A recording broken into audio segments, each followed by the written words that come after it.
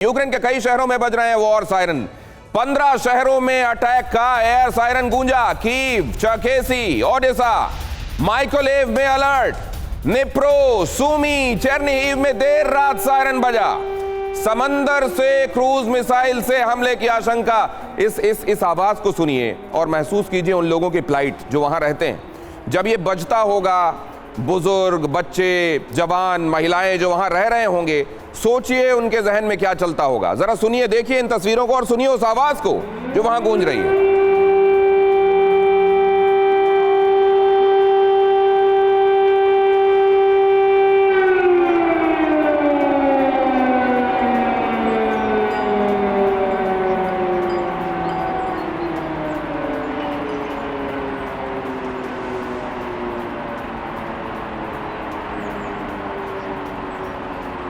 और ये इस बात का इशारा होता है कि जल्दी से जल्दी आप शेल्टर की तरफ जाएं, लाइटें बुझा दें, हवाई हमला हो सकता है, अपने आप को सुरक्षित करें। घर के बाहर हैं तो घरों में चले जाएं, या ऐसी जगह जहां बंकर्स बने हुए हैं वहां बंकर्स में चले जाएं। और ये अब वहां हर दिन की कहानी हो गई है। अब आप सोचिए ऐसे में इस युद्ध का बढ़ता चला जाना, और वो लोग जो इसके बढ़ते चले जाने में या तो अपने अहम की तुष्टि देख रहे हैं या अपना फायदा देख रहे हैं। सोचिए वो इंसानियत के कितने बड़े दुश्मन हैं। अगली अहम खबर देखिए। अगली अहम खबर, रूस यूक्रेन जंग के बीच पुतिन को जनरल स्नो का इंतजार। सर्दियों में यूक्रेन पर और आक्रामक हमले की तैयारी में है रूस। सर्द मौसम में युद्ध के लिए माहिर माने जाते हैं रूसी सैनिक, और यूक्रेनी सैनिकों को सता रहा है जनरल स्नो का डर।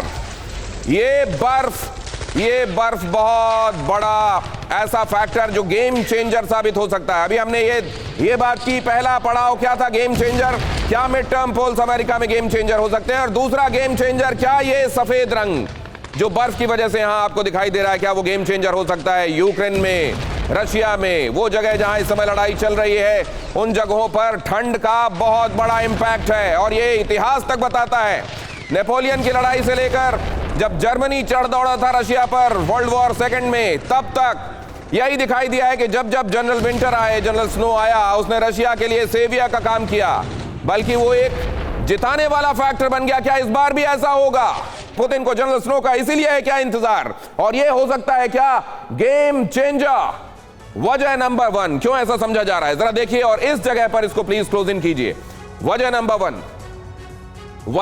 1 है, यूक्रेनी फौज को बर्फ में लड़ने की उतनी ट्रेनिंग नहीं है, आदत नहीं है, उतने रगड नहीं माने जाते बर्फ के मौसम में लड़ने के लिए यूक्रेनियंस जितने रशियंस माने जाते हैं। हालांकि बहुत अंतर नहीं, कौमें लगभग एक जैसी, लेकिन फिर भी किसका अपर हैंड है अगर आप ये देखना चाहते हैं तो रशियंस का हमेशा से अपर हैंड रहा है। वजह नंबर 2 ये कि यूक्रेनी फौज के पास स्नो वॉर के लिए वैसे इक्विपमेंट्स और किट नहीं है, ना तो आदत है और ना ही वैसे सामान हैं जिनसे वो ये लड़ाई आगे खींच सकें, बढ़ा सकें।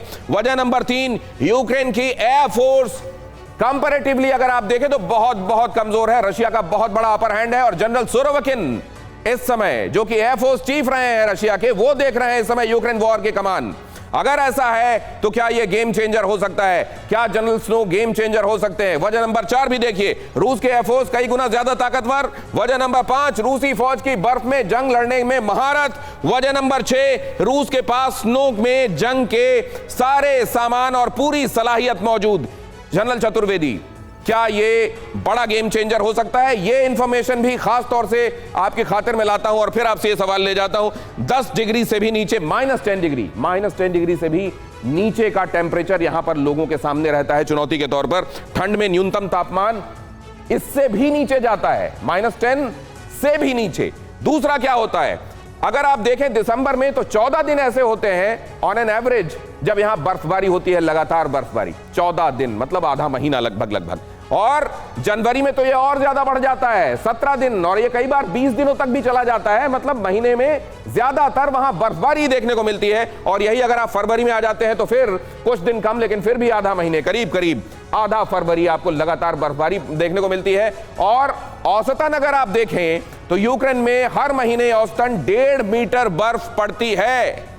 और ये जितना सुनने में आपको उतना ज्यादा मशक्कत वाली स्थितियां नहीं लग रही होंगी, वहां जो लोग रह रहे हैं उनसे पूछिए। यूक्रेन में 3 महीने बर्फ की मोटी चादर जमी रहती है, और ऐसे में क्या ये जनरल स्नो बहुत बड़ा फैक्टर हो सकते हैं। ज़ेलेंस्की के सामने चुनौतियां क्या होगी वो भी आपको बहुत जल्दी से देख लेना चाहिए। ठंड में रूस का एयर अटैक बढ़ सकता है, ये ज़ेलेंस्की भी जानते हैं, पहले ही बढ़ चुके हैं ये एयर अटैक्स, इसीलिए आप एयर सायरन सुन रहे हैं लगातार। यूक्रेन में ब्लैकआउट का खतरा आगे और हो सकता है, 40% के आसपास अभी है और आने वाले दिनों में और बढ़ेगा। ठंड में लोगों का यहां रहना दुश्वार हो जाएगा, बर्फबारी में यूक्रेनी फौज कमजोर होगी और ऐसे में रूस ये उम्मीद कर रहा होगा कि यूक्रेन शायद घुटने टेक देगा। लेकिन क्या ऐसा होगा जनरल चतुर्वेदी? मुझे नहीं लगता कि यूक्रेन इतनी आसानी से घुटने टेकेगा। कारण पहला कि देखिए, आप लोगों को उनकी ज़रूरतों से महरूम कर सकते हो। उस हालत में कभी कभी जो लोग हैं वो और ज़्यादा साथ जुड़ जाते हैं। तो ये जो चीज़ है कि जो जितनी मुश्किलें यूक्रेनियंस की ये रशियंस बढ़ाते जाएंगे, और रशियंस की इस वक्त स्ट्रैटेजी यही है कि पावर सिस्टम को डिस्ट्रॉय कर दें, रोड्स को डिस्ट्रॉय कर दें, रेल को डिस्ट्रॉय कर दें। और इसमें क्या है कि उनके टैंक्स वगैरह जो यूक्रेन के हैं वो स्लीट वगैरह की वजह से चलना बहुत आसान नहीं है। तो इसमें आर्टिलरी, एयरफोर्स। सर आपसे एक सवाल सप्लीमेंट्री पूछ रहा हूं कि ठीक है उनके अंदर ये फाइटिंग स्पिरिट को और बढ़ाएगा, जितने ये हमले होंगे उतने ही अंदर से उनके जो जिस कॉज के लिए वो लड़ रहे हैं वो और मजबूत होगा, लेकिन क्या रिसोर्सेस और क्या सर्कमस्टांसेस उनकी मददगार होंगे? बिल्कुल नहीं। वो यही मैं कहना चाहता हूं कि जहां एक तरफ विल बढ़ेगी वहां रिसोर्सेज का जो उनके पास एयरफोर्स की कमी है।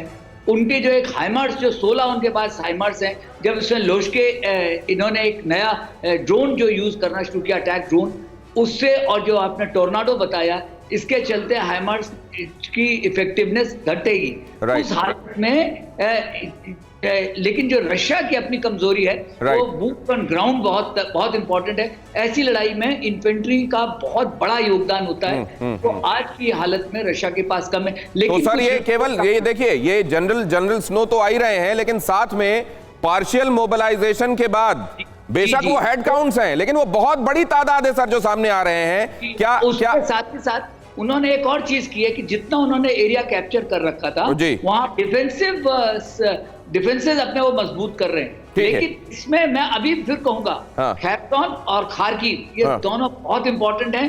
खैरसोन अगर हाथ से निकल गया तो सर अब खार्किव को क्यों गिना जा रहा है?